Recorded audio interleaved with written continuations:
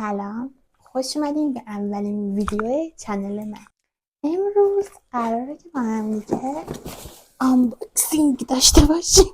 خب اول از همه بگم که من این سفارشامو خریدای بلک فرایدی که هی خطوط همشون اومد، منم همشون نگه داشتم که با هم دیگه باز کنیم. فقط تنها کاری که کردم این در جعبه ها رو باز کردم که خیلی تولید صدا نکنه. بریم برای اولین بستم. اینو میدونم حدس بزنم توش چیه، چون از یه جا فقط دو تا دونه چیز کوچولو سفارش دادم و میدونم چی این داخلشه. از اونجایی که من نمیتونم خیلی کلمه‌های چرب بزنم، از ژل واتر یا آبرسان استفاده میکنم که الان یه مدتی دارم از این آبرسان نیتروژن استفاده میکنم که خیلی ازش راضی. اینم خودشه، خیلی خوبه، خیلی ازش به پوست من خیلی میخوره. داخلش نگاه کنید. این از این بعد یه دو تا گرفتم داشته باشم، ولی خب اینم میگم که از این خیلی تخفیف آنچنانی نخورده بود، چون تموم کرده بودم استفاده شدن. قبلی هست که تمومش کردم، یک ذره فقط مونده که یه بار دیگه بزنم تموم کنه. این از اینا. بسته اولمون تموم شد، بریم بسته بعدی. یه چیزی رو قبل از اینکه بسته رو باز کنم بهتون بگم، حتی اونایی که توی اینستاگرام من فالو داشته باشن میدونن، ولی خب چون یوتیوبمو تازه شروع کردم ممکنه که ناشناس باشین و نشناسین منو. من رشته‌ام چهره پردازیه، یعنی گریم سینما خوندم و همین هم دارم کار میکنم، یعنی گیمار سینما، تلویزیون، تئاتر اینا هستم. و اینکه این بسته که الان توضیح دادم برای چی، برای اینکه این بسته که الان باز کنیم کاملا مربوط به رشته من. یعنی اگر می‌بینید که یک سری محصولا براتون میخوره عجیب غریبه، محصولات عادی لوازم آرایشی عادی که همه میخرن نیست، بدونید که جریان اینه. بریم که من بازش کنیم. خب اول اینا رو بریم دور. خب دو تا از این پرده گرفتم. این پرده تخم مرغ بیوتی بلندر هستن، ما توی کار من استفاده نمی‌کنیم. معمولا از این پرده اسفنجی استفاده می‌کنیم که یکی از خوبی‌هایی که اینا دارن اینه که هر موادی که بهش بخوره وقتی می‌خوایم بشوریم راحت موقع شستشو ازش بیرون میاد، چون خیلی منافذش به قول معروف بازه و مواد راحت ازش خارج میشه، داخلش نمیمونه که باعث باکتری و اینجور چیزا بشه. دو تا از اینا داریم. یکی از چیزایی که من خیلی زیاد تو کارم استفاده می‌کنم الکله، ولی خب نه الکل معمولی که مثلا از داروخونه و اینا می‌خریم، نه، الکل 100% که الکل ایزو اسمش. این از اینا که 3 تا ازش خریدم. حتی اینا بسته‌های بزرگی هم دارن که فکر کنم 1 لیتریه، اما چون که الکل به هر حال دیگه بازش کنه و من نمیپره، مثلا به 3 تا کوچولو بگیرم، قیمتش هم فرق نداشت، 3 تا کوچیک بگیرم که دیگه نپره الکلش. این از این. یه چیز دیگه که داریم چسب لاتکسه که خیلی ما استفاده می‌کنیم ازش، برای چیزهای مختلف استفاده می‌کنیم، مثلا گیمای پیری، نمیدونم زخم‌های مختلف، چسبوندن قطعه‌های مختلف، اون کارهای زیادی داره، خیلی استفاده می‌کنیم ازش. اینم یک محلولی که تقریبا مثل همینه، کاراییش برای پیر کردن صورت ازش استفاده می‌کنیم، ایجاد چین و چروک مثلا پیر 70 80 ساله از این استفاده می‌کنیم که خب فرقی که با اون داره هم که حساسیت کمتری داره، چون خیلی حساسیت بالایی داره، باید حتما قبل از استفاده از بازیگر تست حساسیت بگیریم بعد استفاده کنیم. ولی خب این حساسیتش کمتره نسبتاً و رنگ پوسته و برای این کار کاملا برای این کار فقط ساخته شده. یه چیزی که توی رشته من وجود داره اینه که خیلی زیاد همه چی گرونه، یعنی سرسام آور قیمتا، و جالبش اینه که با اون پولی که ما داریم میدیم، اون پولی که داریم مثلا محصولات مثلا به اسم خارجی میدیم، به اسم برند کرولاین، همه اینا داخل ایران هم پر میشن. محصول بعدیمون اینه، اسمش سیلره. حالا اینو معمولا قاعدتا شما نمیدونید، و خب کسی که تو این کار باشن میدونن. ما یک سری خمیرهایی داریم که باهاش یک سری قطعه برآمدگی‌ها زخم‌ها درست می‌کنیم. برای اینکه این زخم‌ها در واقع اون خمیره خیلی زود دفرم نشه و یه خورده مدت زمان استفادهش رو بالاتر ببریم، روش از این استفاده می‌کنیم، از این می‌زنیم که ساعت بیشتری برامون بمونه. این چیه؟ با این خیلی هیجان انگیزه، خیلی منتظر شدم. بزنیم بازش کنیم. اینو اینجوری که دارین می‌بینید فکر می‌کنید که باید رژ لبی ماتیک لیپ گلاس چیزی باشه، ولی نه. این باعث میشه که اشک بیاد، یعنی ما اینو زیر چشم میزنیم، این خیلی چسبیده به چشم خطرناکه، خود پایین‌تر از چشم میزنیم و بعد از چند ثانیه یک گازی تولید میکنه که میره تو چشممون و این گازه باعث میشه که اشک بازیگر در بیاد. سری اوقاتی مثلا بازیگر شرایطش رو نداره که گریهش بیاد و اینا، اون موقع دیگه میسپارن به که گریهشون رو در بیاریم.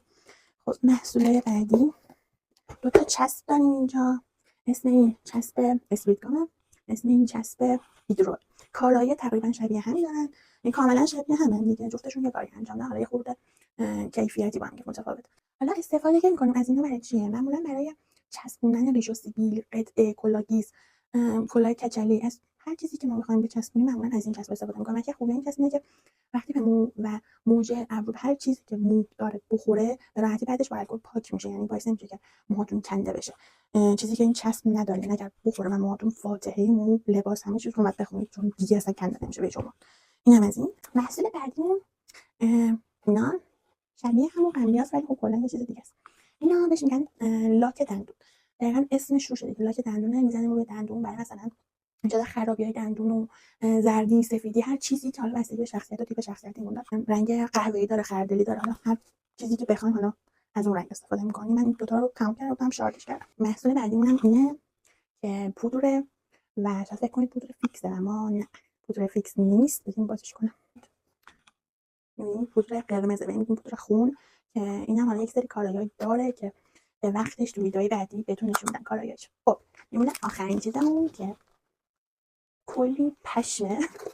اینا معمولا برای ریش و سیبیل و ابرو هر چیزی که نیاز به داشته باشیم از این استفاده می‌کنیم که رنگ‌های مختلفش رو من گرفتم. قهوه‌ای تیره، مشکی سفید، دو تا مشکی جو خیلی استفاده میشه، سفید کاملا سفیده، قهوه‌ای روشن و جوگندمی فکر کنم کم. خب اینم از اینم تموم شد. بریم بسته بعدی. خب فکر می‌کنم که این بسته برای شما هیجان انگیزتر باشه، خیلی هم سنگینه. ببینیم که من بازش کنیم چون معمولا چیزاییه که شما هم خب من استفاده می‌کنم به کار میاد. ببینیم چه خبر. خب اول از همه از اینا داریم بازش کنیم. خب توش یه دونه سایه تکی داریم صورتی، چون که من صورتی زیاد استفاده می‌کنم، یعنی تو پالت‌های سایه من اگه ببینید صورتی هم همشون تموم میشه. حالا یه دونه صورتی گرفتم که خیلی خوشمزه، گرفتم که تو کیفم همراهم باشه. نه پیگمنت جزش خیلی معمولی و ساده است، پیگمنت یک دستی نداره، خیلی هم خوشگل، ولی خب من زیاد استفاده میکنم. محصول بعدیمون پنکیک کالیستا شماره یکشه که من فکر کنم سومین بار دارم میگیرم. بذارین نشون میدم. اینم رنگش. این ضد آفتاب برند مایه که این تعریفش رو خیلی زیاد شنیدم حقیقتا. من خودم همیشه از پیکسل استفاده میکنم. مثلا نشون میدم اینش ضد آفتابی که من خودم همیشه استفاده میکنم اینه. حالا شنیدم که این مایه هم خیلی خوبه، گفتم که بگیریم من امتحان کنیم. این پکیجینگشه، پکیجینگ خیلی ساده و جمع و جور و خوبی داره به نظرم. و اینجا تا اینجاست چون اینقدر سرش خالیه. خب خوبیش اینه که اصلا بو نمیده، خیلی خوبه برای محصولات پوستی. معمولا هرچی بو ندن بهتر. یه تست با هم بری که خوبه، خیلی زود جذب میشه. نگاه این برای منی که پوستم چربه خیلی چیز خوبیه. این از این. بریم بعد.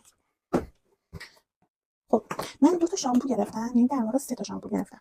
دو تا از شامپو گرفتم برندشون یکیه، برند فولیکاس. این برای موهای خشک و آسیب دیده است که فکر کنم از این استفاده کردم قبلا. از این بازش کنم.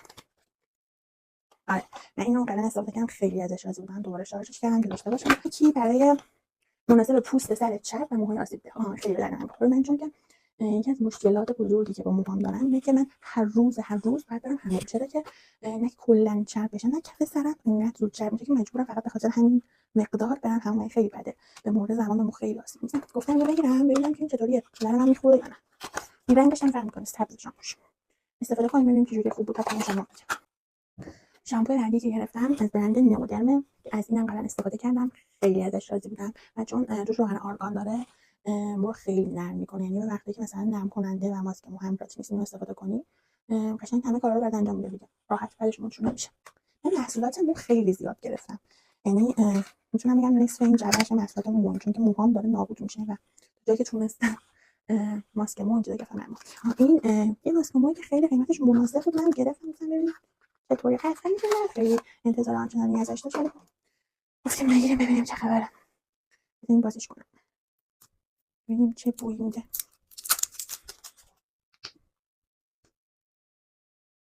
بوش خیلی تنده، بوش یه مقدار تنده ولی خب بوی بدی نمیده. استفاده میکنم ببینیم چطور. یه دونه چیز دارم، خط چش کالیستا که اینم من بکنم ببینم چند تا همینجا دارم. همین الان دو تا دارم، دو تا ازش دارم. از اینم من خیلی راضی بودم. هم خیلی مشکیه، هم خیلی فرچه خوبی داره واسه اینکه راحت و باریک بتونی خط چش بکشی. همین که نمیریزه، همین ماندگاریش هم خیلی خوبه فرچه‌شو، چون ماژیکیه و نوکش خیلی نازکه، خیلی راحت میشه باشه خط چش کشید. ولی یه بدی که داره به هیچ عنوان نباید بذارید که به موجه هاتون بخوره، چون اگر بخوره بعدش ریمیل زدن خیلی سخته براتون، زود خوش میشه، موجه رو میچسبونه به هم. خیلی بد. خب محصول بعدیمونم تونر ویتامین سی ویتالایر، اگه اشتباه نکنم آره ویتالایره. من از این حالا استفاده نکردم، تنها چیزی که باعث شد بخرمش میبینید قطره‌ای میده تونر رو، و خب این واسه وقتایی دیگه آرایش رو خراب میکنه. یه قطره تو نمیخوای که مثلا یه خورده پاکش کنی، دور بکشیش و ترمیمش کنی، این به نظرم خیلی واسه همچین شرایطی چیز خوبیه. محصول بعدیمون روغن آرگان نئودرم که من اینو فکر کنم 10 بار تا الان گرفتم، خیلی ازش راضیم. تنها چیز بدی که داره اینه که خیلی کوچیکه و من خیلی زود اینو تمامش میکنم، فکر کنم من 1 ماه اینو تمامش میکنم. ژل آلوورای سینه است که این فکر کنم 20 باری تا الان خریدمش، قیمت مناسبی هم داره و من بهش حساسیت به جون ندارم تا الان. تنها ژل آلوورایی بود که گرفتم بهش حساسیتی نداشتم. ژل شستشوی صورت دیپ سنس با رایحه لونده که من از این تالا استفاده نکردم، یعنی از این برند استفاده کردم ژل شستشوی، از این رایحه‌اش حالا استفاده نکردم. گفتم بگیرم این چجوریه. اینم تونرشه با همون رایحه، یه بوی خاصی نمیده. این تونرش هم گرفتم ببینم چجوریه. اینم پن یا همون صابون روشن کنندشه که من از صابون معمولا خیلی زیاد استفاده نمی کنم، ولی خب یه وقتایی بکنم. چقدر خوشگله، چه پکیجینگ زیبایی داره. ببینید خود صابونه خیلی نامزه. خب اینم از این. محصول بعدی دوباره از همین برنده، کرم مرطوب کننده با رایحه موج، باز هم لوندر و مناسب دست و صورت که من اینو به هیچ عنوان به صورتم نمیزنم، چون که گفتم اول ویدیو من از کرم‌های خود چربیشون زیاده نمیتونم استفاده کنم برای صورتم، ولی برای دست و آرنج هم حتما استفاده میکنم ازش.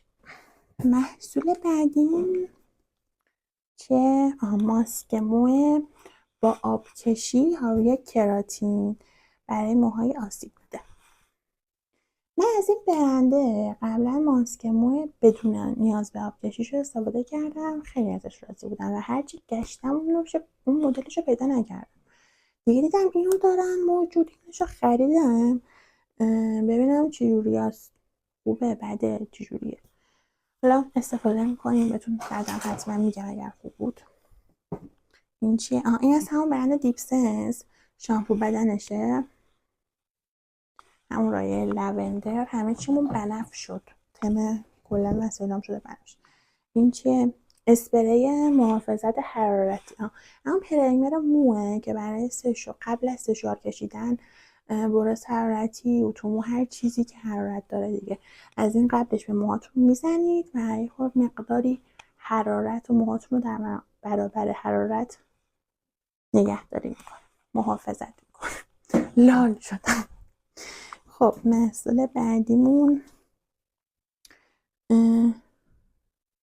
لوسیون مناسب موهای رنگ شده و آسیب دیده بدون آبکشیه که از برند بیوله. من از این قبلا از این برنده قبلا اسپری ضد حرارتش استفاده کردم، خیلی راضی بودم. حالا این سری اینو گرفتم ببینم این چطوریه، ببینیم بوش چطوریه، چون روش زده که چیز آیس کریم کافی، بستنی قهوه. ببینیم بوش چطوره. این بافته کاملا کرمی داره. وای خیلی بوش خوبه، وای خیلی خوشبوه، دوستم بخورمش، کاش میشد خوردش. خورده بزنم. من اینو خریدم که فقط به همین پایین موهام در واقع بزنم، چون فقط پایین موهامی که رنگ شده. محصول آخرمون ژل شستشوی صورت سینه است که مرطوب کننده و ضد آلودگی هوای. من از این خیلی راضی بودم. من از این قبلا استفاده کرده بودم و خیلی راضی بودم، حالا دوباره گرفتم که استفاده کنیم.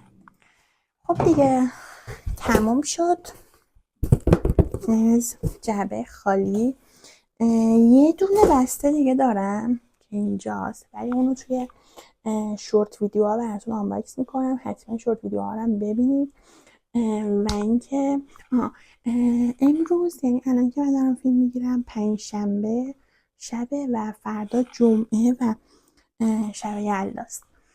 حالا فردا من میخوام هم موهامو ترمیم کنم، رنگ کنم، هم که یک میکاپ یلایی داشته باشیم و همین که چیدن اینا رو با هم دیگه انجام بدیم.